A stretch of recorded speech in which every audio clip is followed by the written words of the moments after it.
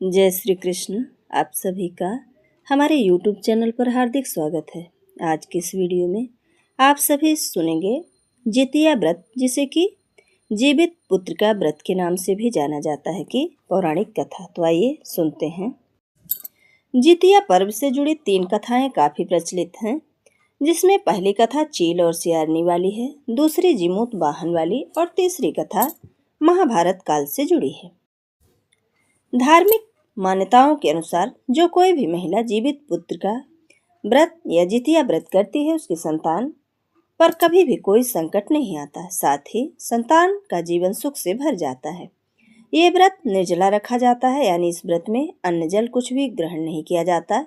इस पूजा में महिलाएं कुसा से बनी जिमूत वाहन की प्रतिमा की पूजा करती हैं और साथ ही मिट्टी और गाय के गोबर से चील और सियारिन की मूर्ति बनाती हैं। फिर शुभ मुहूर्त में विधि विधान से पूजा करके जितिया की कथा सुनती हैं। तो आइए सुनते हैं जितिया व्रत की कथा। पौराणिक कथा के अनुसार किसी वन में एक चील और सियारिन रहती थी। दोनों में गहरी दोस्ती थी और वे हर काम को मिल बांट कर किया करती थीं। एक बार कुछ महिलाएं जंगल में आईं जो जीवित पुत्र का व्रत की आपस में बात कर रही थी। चील के मन में इस व्रत को जानने की इच्छा हुई। वह महिलाओं के पास गई और उनसे व्रत के बारे में पूछने लगी। महिलाओं ने जितिया व्रत के विधान के बारे में चील को सारी जानकारी दी। चील ने जाकर इस व्रत के बारे में अपनी मित्र सियारिन को बताया, जिसके बाद चील तथा सियारिन ने जितिया माता का व्रत करने का संकल्प लिया और शाम को पूजा की। लेकिन पूजा के बाद ही चील और सियारिन को भूख लगने लगी। सियारिन को भूख बर्दाश्त नहीं हुई और वह जंगल में शिकार करने चली गई। सियारिन जब मांस को खा रही थी, तब चील ने उसे देख लिया और उसने सियारिन की सारी भूल को समझाया और फिर डांट लगाई। चील ने यह व्रत पूरी विधि पूर्वक किया। फिर अगले जन्म में सियारिन और चील का जन्म बहन के रूप में हुआ। एक की शादी प्रतापी राजा के यहाँ हुई और सियारिन का विवाह राजकुमार से हुआ और चील का विवाह उसी राज्य के मंत्री के पुत्र के साथ हुआ। कुछ समय बीता तो सियारिन ने एक पुत्र को जन्म दिया, लेकिन जन्म के कुछ ही दिन बाद उसके पुत्र की मृत्यु हो गई। उसके बाद चील ने भी एक पुत्र को जन्म दिया, जो जीवित अवस्था में तथा स्वस्थ रहा। यह देख सियारिन को अपनी बहन चील से ईर्ष्या होने लगी। जलन में आकर सियारिन ने अपने बहन के पुत्र और पति को मरवाने की कोशिश की, परंतु दोनों ही बच गए। एक दिन देवी माँ सियारिन के सपने में आईं और उन्होंने सियारिन से कहा, यह तुम्हारे पूर्व जन्म के कर्म का फल है।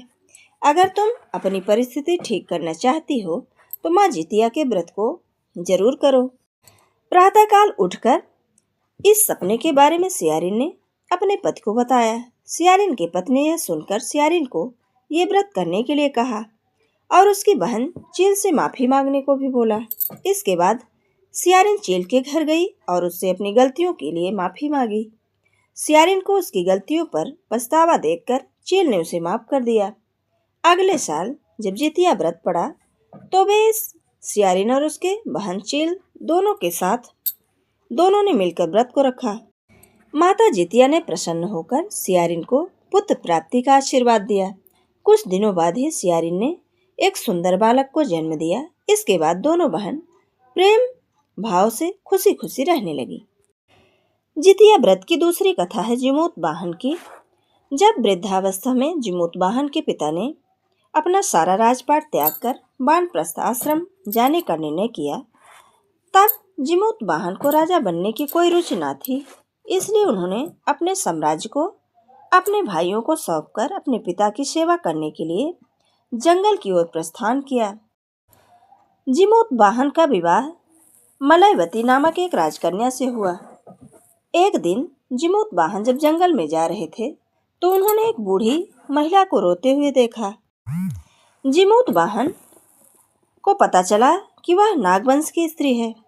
वृद्ध महिला ने आगे बताया कि नागों ने पक्षियों के राजा गरुड़ को रोजाना खाने के लिए नागों की बलि देने का वचन दिया है और इसी के कारण अब उसके बेटे शंखचूर्ण की बारी है। यह सुन जिमूत वाहन ने महिला को कहा कि वह स्वयं अपनी बलि दे देंगे। इसके बाद जीमूतवाहन ने शंखचूर्ण से लाल कपड़ा लिया और वह अपनी बलि देने के लिए चट्टान पर लेट गए। जब गरुड़ आए तो उन्होंने लाल कपड़े में ढके जीव को देखा और वह उसे पहाड़ की ऊंचाई पर उठा ले गए।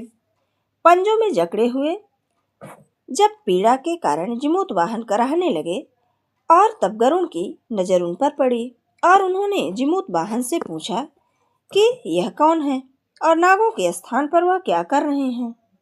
इसके बाद जीमूतवाहन ने गरुड़ राजा को पूरी बात बताई। जीमूतवाहन की बहादुरी और त्याग से गरुड़ प्रसन्न हुए। इसके बाद गरुड़ राजा ने न केवल जीमूतवाहन को जीवन दान दिया बल्कि यह भी प्रतिज्ञा की कि वे आगे से नागों की बलि नहीं लेंगे। कहते हैं कि इसी घटना के बाद से जीमूतवाहन की पूजा की परंपरा शुरू हुई। जितिया व्रत की तीसरी कथा है जो कि महाभारत से जुड़ी हुई है। जितिया व्रत की इस कथा के अनुसार कहते हैं कि महाभारत युद्ध में अपने पिता गुरु द्रोणाचार्य की मृत्यु का बदला लेने के लिए अश्वत्थामा पांडवों के शिविर में घुस गए। उसने शिविर के अंदर 5 लोगों को सोया पाया। अश्वत्थामा ने उन 5 लोगों को 5 पांडव समझकर मार दिया, परंतु वे द्रौपदी और पांडवों की 5 संतानें थीं। उनके उपरांत अर्जुन ने अश्वत्थामा की दिव्य मणि उनके माथे से निकाल ली। अश्वत्थामा ने बदला लेने के लिए अभिमन्यु की पत्नी उत्तरा के गर्भ में पल रहे बच्चे को मारने की कोशिश की, जिसके लिए उसने उत्तरा के गर्भ पर ब्रह्मास्त्र से वार किया। तब भगवान श्री कृष्ण ने उत्तरा की अजन्मी संतान को फिर से जीवित कर दिया। पुनः जीवित होने के कारण उसका नाम जीवित पुत्र पड़ा। चूंकि श्री कृष्ण ने उत्तरा की भी रक्षा की थी, इसी कारण से वह जीवित पुत्रिका कहलाई। ऐसी मान्यता है कि इस घटना के बाद से ही जीवित पुत्रिका का या जितिया व्रत का आरंभ हुआ। ये थी जीवित पुत्रिका व्रत से जुड़ी हुई सभी पौराणिक कथाएं। वीडियो अगर पसंद आए तो लाइक जरूर करें और मित्रों के बीच में शेयर करना बिल्कुल न भूलें। जय श्री कृष्ण। धन्यवाद।